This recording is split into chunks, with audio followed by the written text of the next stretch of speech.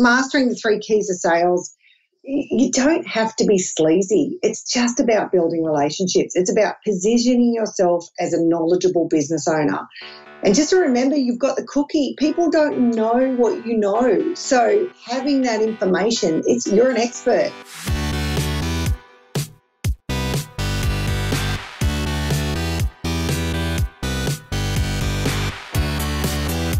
You're listening to The Successful Bookkeeper with your host, Michael Palmer. Listen each week as inspiring guests share their secrets of success to help you increase your confidence, work smarter, and build a business you love. This episode of The Successful Bookkeeper is brought to you by PureBookkeeping.com, the proven system to grow your bookkeeping business.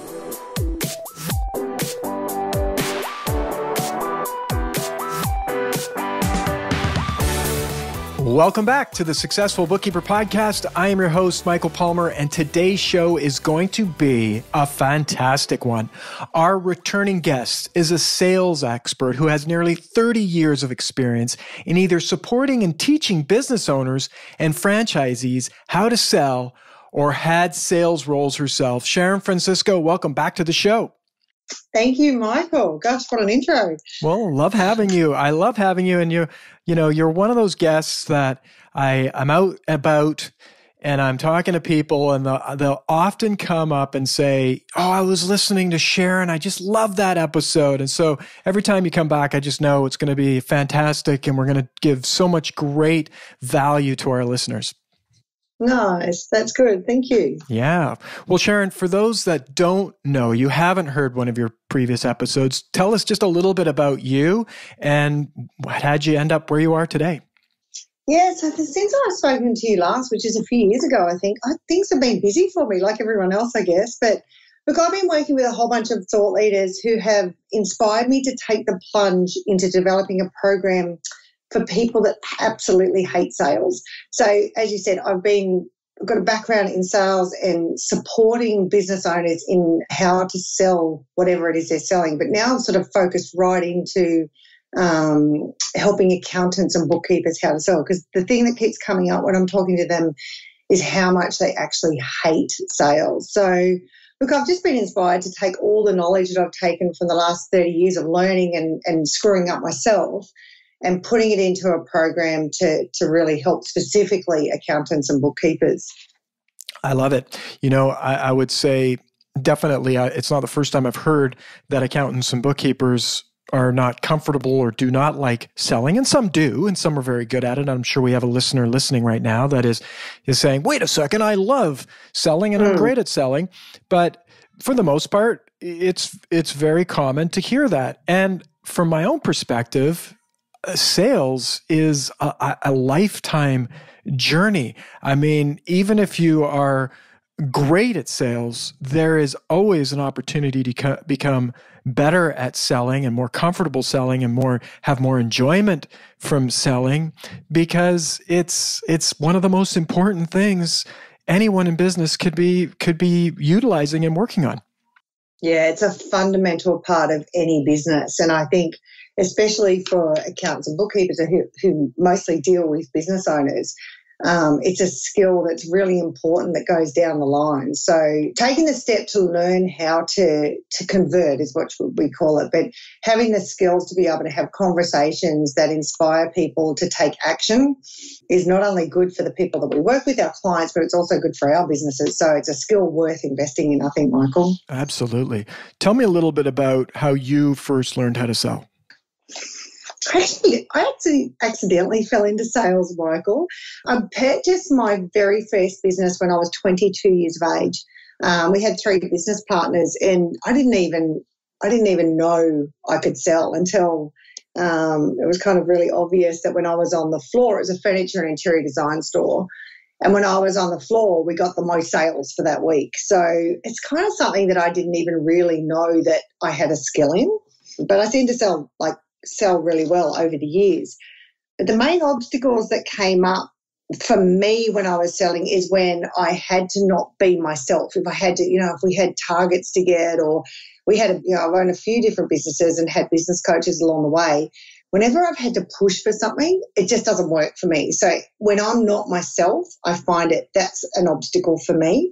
The other thing is if I don't have a goal, if I don't have something that I'm shooting for, I do find it really tricky to have the conversations that I need to have to get sales through the door.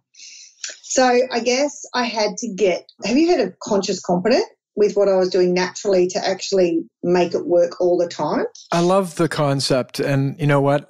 I don't know that we've tackled it very, very much on the show. So let's talk about the competence and the stepping stones of competence. Yeah, so it's just really, it's being aware of what you do well and understanding how you do that. So it's like I had to become conscious competent in what I was doing. So I had to be aware of what I was doing and actually understand that there's steps to what I did, not just naturally talk to people. So, yeah, and it's a formula, and I just didn't even realise that it's a formula. So taking what I was doing step by step, and that's what I've obviously developed my program for people that hate sales. And it's sort of something that I think is really important to be conscious about what you do to get your outcomes. And if you're doing something well, yeah, it's generally a formula that you follow. It's not just something that I think a lot of people think that sales is like a knack that you have, or you're either a salesperson or you're not. And it's actually not true. I have the belief that anyone can learn how to sell. I agree. And like you mentioned it, formula. When you're following a formula that works, if you can just imagine that if you don't have that formula, how difficult and frustrating it would be. Yeah, definitely. Yes, for sure. And so with understanding what's the process that you go through to help people see where they're strong and where they're weak in their selling? It's really digging into what their unconscious blocks are.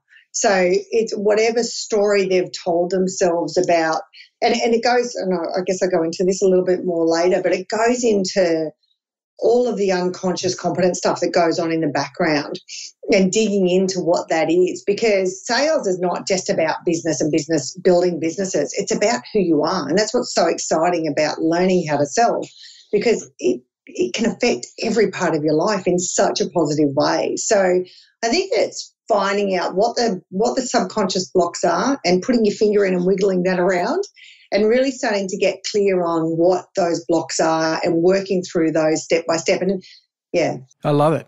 It's so much, there's such a upside on this. I mean, if you think about it, if any listener right now, you have the results that you have, if you were to improve your selling by only 2%, the compounding effect on that 2% of increased sales conversions for your business over the lifetime of your business, we're talking about hundreds of thousands of dollars likely. So just a little tiny improvement in your selling will not only make you a lot more money, but it'll be a lot more fun and enjoyable. And so I think this is what is so exciting about competence and this stepping stone of towards mastery is you start off with being completely unconscious to your incompetence, and that's where so many people are in new areas of their life. It's like you don't even know what you're not good at. But then when you find out where you're incompetent, you now have conscious incompetence, and that's power. Because now you can turn that conscious incompetence into conscious competence. And so that's the exciting bit. And then from there, and I mean, it's a bit wordy, but I remember when I first saw that stepping stone, it opened up so much possibility in that, look, everyone has to go through this step. Some people just naturally flow through the steps towards mastery, but others have to work a little bit harder. But when you see that it's just step by step and the payoff is so great, it's really exciting, I think.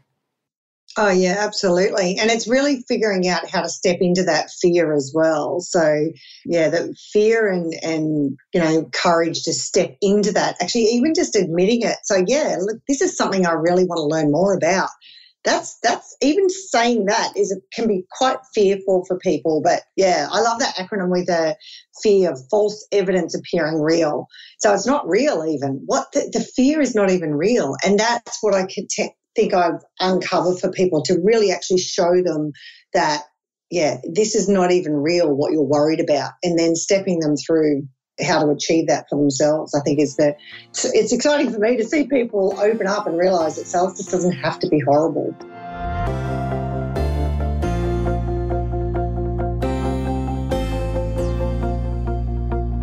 Tell me a little bit about that, because I always love hearing the stories about people that you've helped. Do you have any stories of people where, they were fearful, they weren't, didn't like doing it, and then all of a sudden you do a little bit of work with them and the next thing you know, they're out having a ball doing it?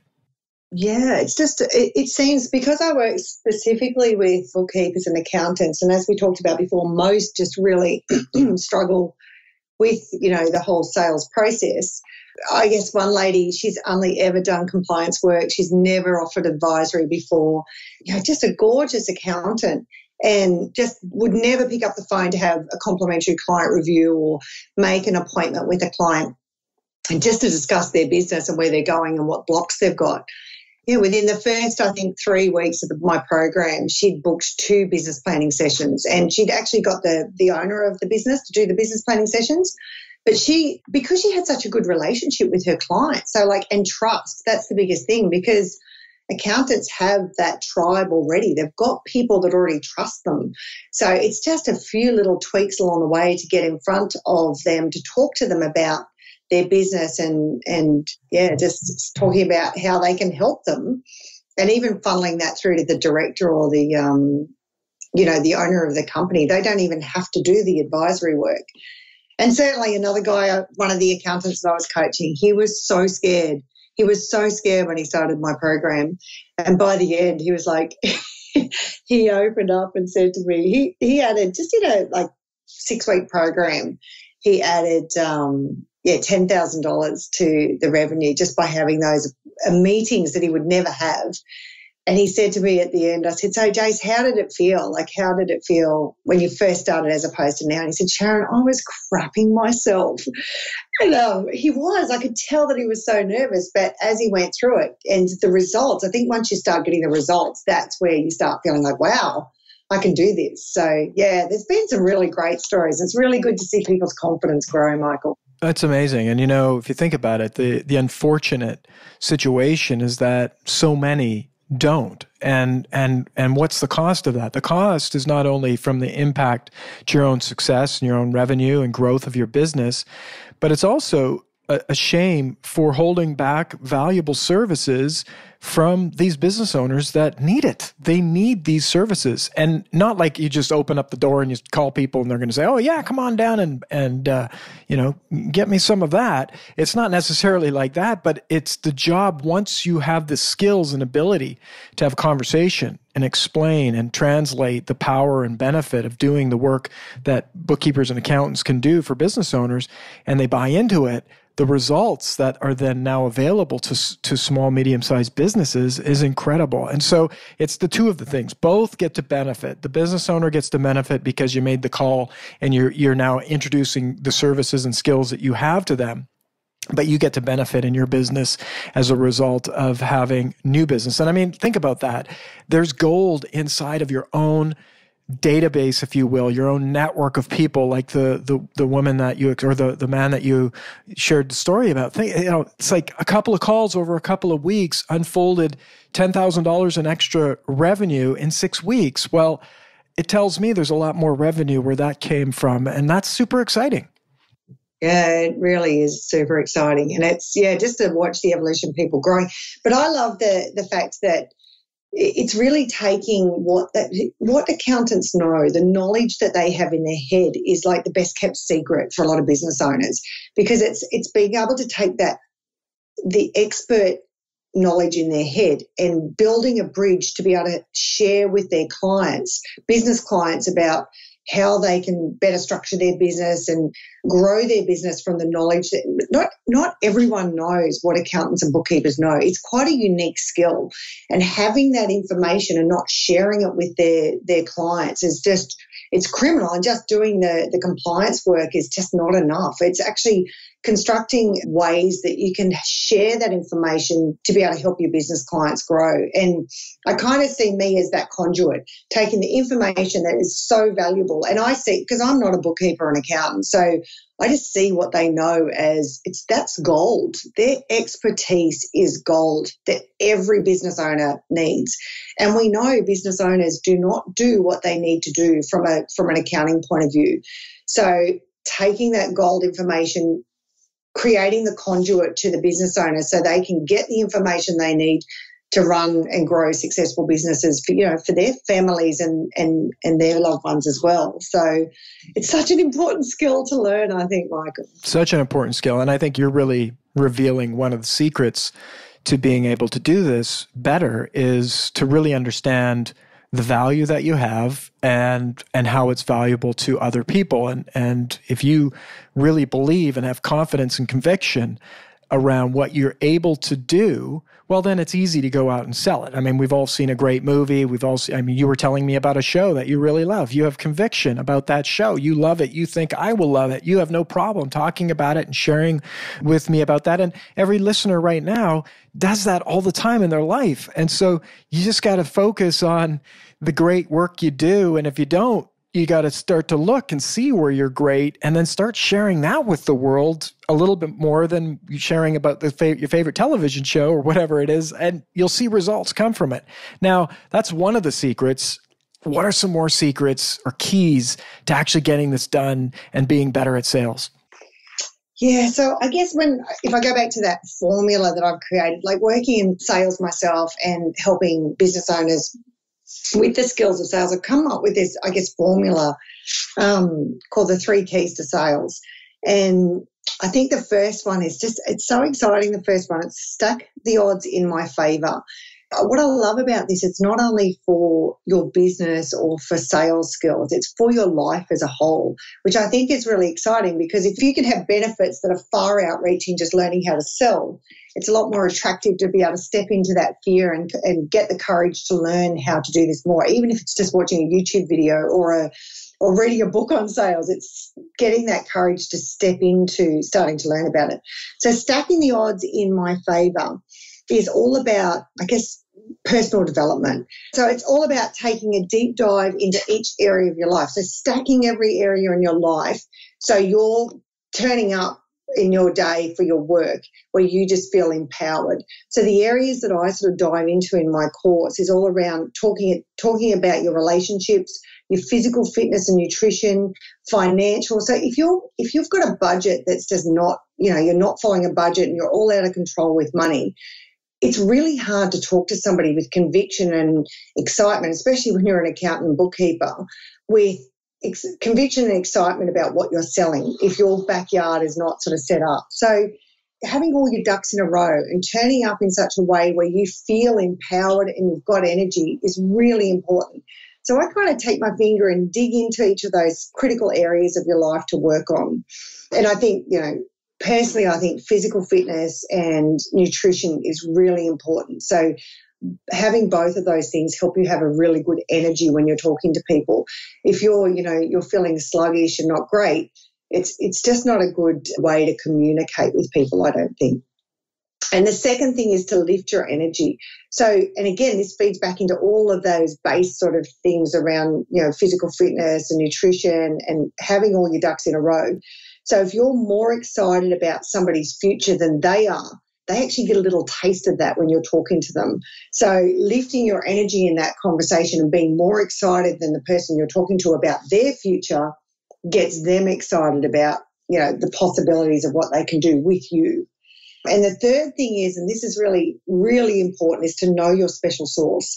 So what makes you unique? What stands you out against anyone else that these people might be talking to? And it doesn't need to be anything extraordinary. It might be that you connect really deeply with your clients and you build really strong relationships. It could be your reliability that, people just rely, they know that when they connect with you, things are just done, which is not always the case when you're dealing with professionals. You think it would be, but it's not. Yeah, you could be really systemized, which I know a lot of accountants and bookkeepers do have great systems, but if you're particularly good at that, these are the sort of things that you can talk about. So knowing what you're really good at and sharing that is really good, I think. So knowing this is really powerful because it helps you connect with people and it helps you understand why people like you. And if you can understand what makes you attractive to people, you can bring that out more often. Yeah, be that more often is a winning formula. And I just love the 3 steps and the three keys to selling that you've talked about. And I don't, it's one of those things that I think it's like fuel in the tank that often people don't even realize that's there. That first key of basically identifying why you're great. And having that be present. I mean, if you think about it, it's like why would anybody not want to start a day looking at why they're great? And what would that do for somebody in their day to day if you did that every day? What would that do? I mean, the translation of that to conversations you have with customers, that conversations you have with people in your life, conversations you have with your staff. If you have staff, I mean, just that one step, not only will help you in sales, it'll help you in a lot of areas. Yeah, definitely. I think when I really this sort of concept of the 3 keys really clicked for me was when I think I shared with you and your listeners last time that I built a bookkeeping business from 1 bookkeeper to 12. And I couldn't have done it, I've got to tell you, without the pure bookkeeping system. When I was building that bookkeeping business, because I had the foundation of the pure bookkeeping system, it gave me the confidence. But I think having those 3 keys to sales, when I sat in front of, generally the way that I built that business was to connect with accountants to ask for referrals. And I just had the confidence that I had. I knew I had the cookie because I knew I had bookkeepers that were really well trained and that knew their stuff. So when I was talking with the accountants, I just had conviction that I knew they wouldn't let me down. And because obviously, we had a culture that was just fantastic. So they felt really confident as well. So that sort of followed through and, went down the funnel with everything that stacked up in my favor.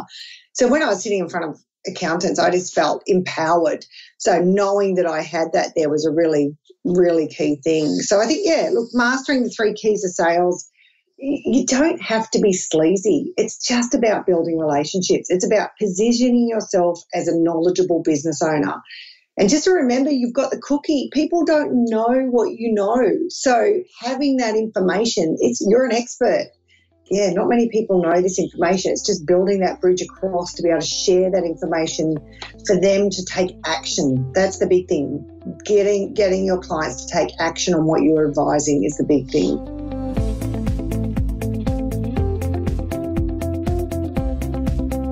I think it's super empowering. I mean, you think about it, essentially, if you don't have something amazing to offer, then you don't really need to have sales because you're going to get into a problem by offering something that's not valuable to people. But if you have something incredibly valuable and you don't have sales, well, that's a shame as well. And so when you put the 2 together, and I think there's many listeners listening right now that are great at what they do and can increase their reach.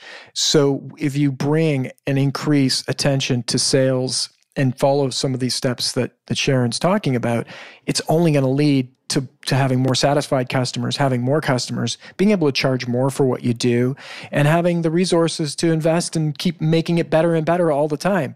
And so that's why I love the keys. It's like very simple, right? Start with those 3 things. It will translate. And I love your story of growing a business. I mean, you've helped, as a result, so many other bookkeepers follow in your footsteps around building their businesses and helping them develop their sales skills to go out and get this in front of more people. So I just absolutely love it. Now, a lot of selling has to do with, and we've sort of alluded to that, to being self-aware. Why is it so important for our listeners to be focusing on this? Yeah, I think first of all, I just make the point that it's sort of hard to have this sort of concept or understand that sales is 80% emotional and 20% logical. So when you're sort of talking to people, it's having that like emotional answer that's going to click for people. So how you make people feel is more important than the logical sort of steps that you'll probably take them through to say, hey, look at, whatever example is, look at this. This is so obvious logically, but people aren't going to buy on logic. They're going to buy on emotion, which takes me into the question that you asked me for was nonverbal communication is more impactful than the words that you're saying. So what this means is basically nonverbal gestures have more impact on the prospect's opinion of you and ultimately the buying decision than anything else. So I guess a great way to describe this is when you haven't had teenage kids yet, Michael, but a powerful way to describe it is if you ask your teenage child to clean up their room and no words need to be said. You just look into their eyes and the eye roll or some sort of gesture or physical gesture, you're going to get the idea that they're not going to be too keen to clean up their room. So nothing that they've said is going to give you the opinion that they're not going to want to clean up their room. It's just that eye roll or some sort of physical gesture. So it's why we tell our kids to put their shoulders back. When you talk about when your child's walking, say, put your shoulders back. So what putting your shoulders back does is show confidence. When you see somebody hunched over, they're not showing that confidence. So it's all these little subtle things.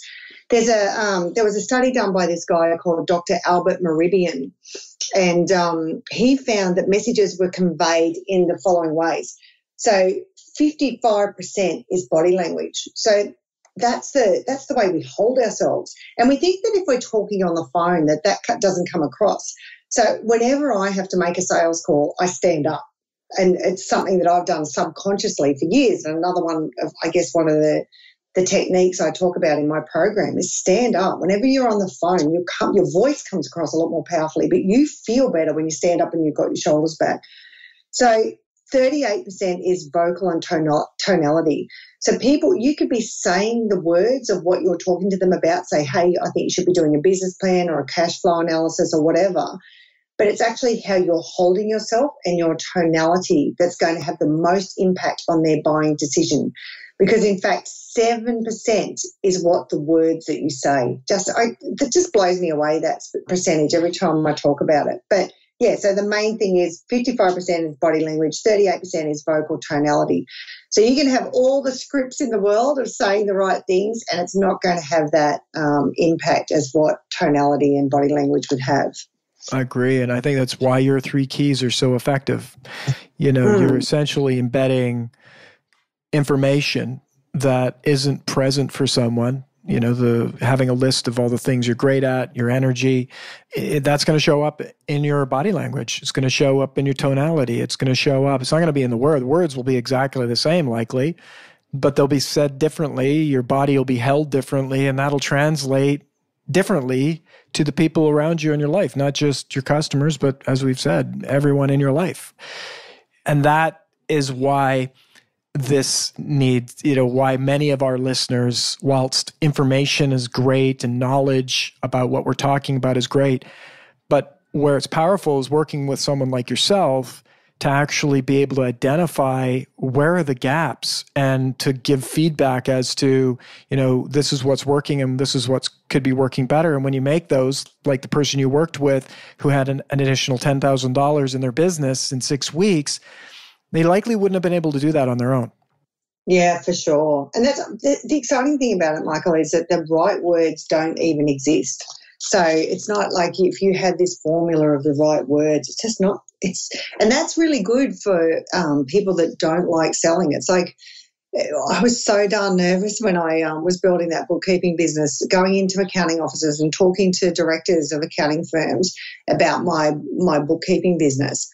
It was just, I fumbled and I was not polished at all. And I actually think just me not being polished, but the conviction I had about my bookkeepers was what actually sold them to referring me their business clients. They knew what I had was really, and I had, obviously a beautiful team of bookkeepers, and I was able to outline the success that we've had and obviously testimonials and such. So it wasn't really what I was saying. It was just that the conviction, the way I held myself and spoke, that actually sold to them, referring that work through to me. So I think that's a great thing for listeners to know, that you just don't have to be, have all the right words and the right scripts and everything, all your ducks in a row with this stuff. It's just getting out there and having more of these conversations. And the more confidence you build, the better you'll come across. I agree.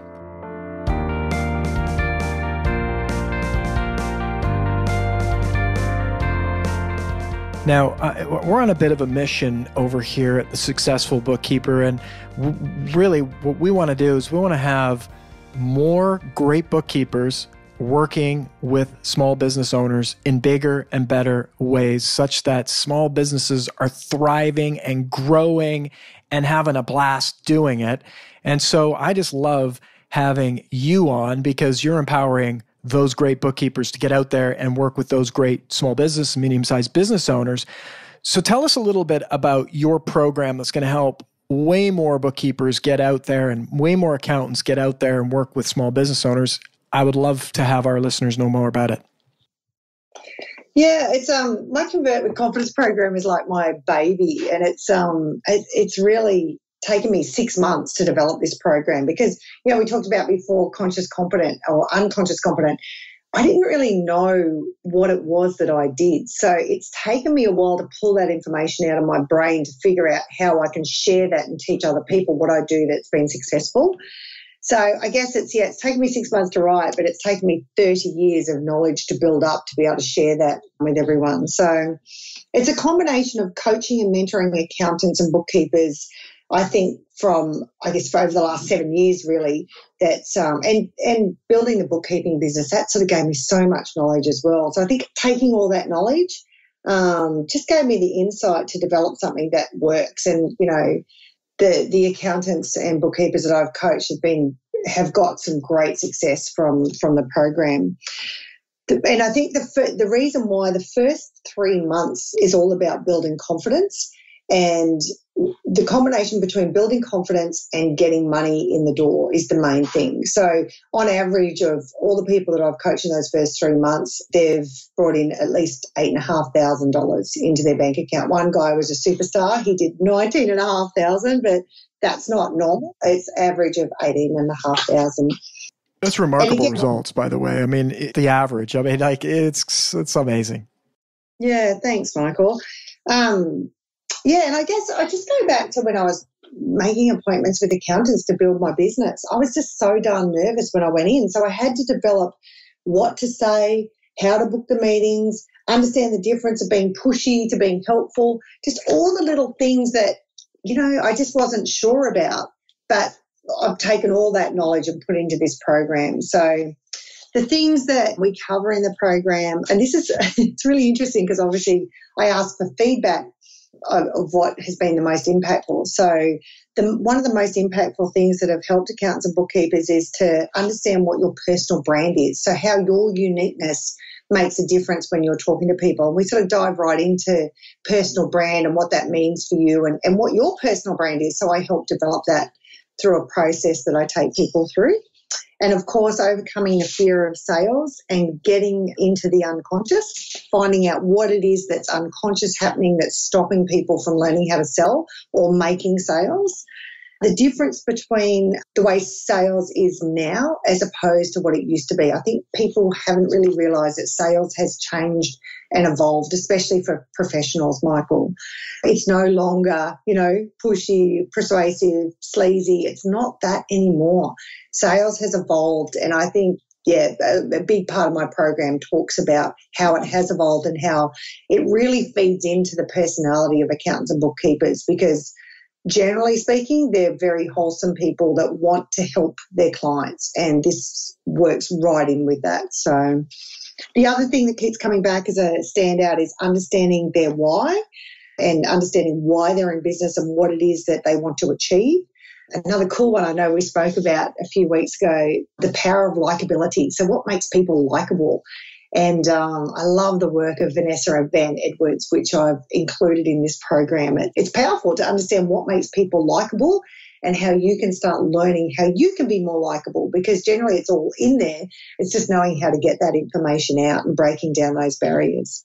And yeah, heaps more. How to build a super interesting message. So when you're talking to people, how to tell stories and bring metaphors into it, and how to share something with somebody that's that 80% emotional and not so logical. So having a good way to share your message is really important. And and if they're interested, just to learn video skills for shooting a video to go onto socials and things like that. So the end of the program really dives into a whole bunch of different areas that if they're interested in, we can sort of go into those different areas, and how to ask for referrals, and a whole bunch of different things, that just how to handle objections, all the basic sort of stuff. But I think all the interesting stuff that I find really interesting is like all that personal brand and likability stuff that really has a huge impact on people's business growth. Beautiful. Well, I think, the exciting opportunity of increased revenue in our listeners' business is exciting. If they were interested in working with you, Sharon, what's the best pathway to do that? So what I'd like to offer your listeners today is a half-hour discovery call. There's generally one thing that people really struggle with, that they go, if I could just nail this, I'd be right. So, look, I'd really like to tap into that. So if there's something that your listeners would really like to discuss with me, I had a call a few weeks ago with a guy in New Zealand, an accountant in New Zealand, and he said, if I could just get more of Sharon, I'd be really happy. So I guess what I can tend to do is tap, because I've got a lot of experience in this area, I can tap right into whatever it is that people are wanting to uncover and learn. And just with a few little techniques and just a tiny little turn of the dial, I'll be able to help you out with that. So, I'd like to be able to offer that, and also help, obviously unlock your confidence with that as well. I love it. Well, I can't see why anyone wouldn't want to have a call like that. Get on a call with Sharon and actually start looking at how you can improve your selling and have more fun with it. I think that's one of the things I've known the people that have worked with you is that they not only get better at selling, but they actually enjoy it. And that's what it's, that's when you've gotten yourself into a good position where you love your business, you love growing your business. The results just come. Sharon, this has been absolutely fantastic. I want to thank you again on behalf of all of our listeners for your generosity in coming and sharing what you know about sales, your expertise, and this great offer of working with our listeners. Yeah, thanks very much for the opportunity, Michael. I really appreciate it. Beautiful. And with that, we wrap another episode of the Successful Bookkeeper podcast. To learn more about today's wonderful guest and to get access to all sorts of valuable free business building resources, you can go to thesuccessfulbookkeeper.com. Until next time, goodbye.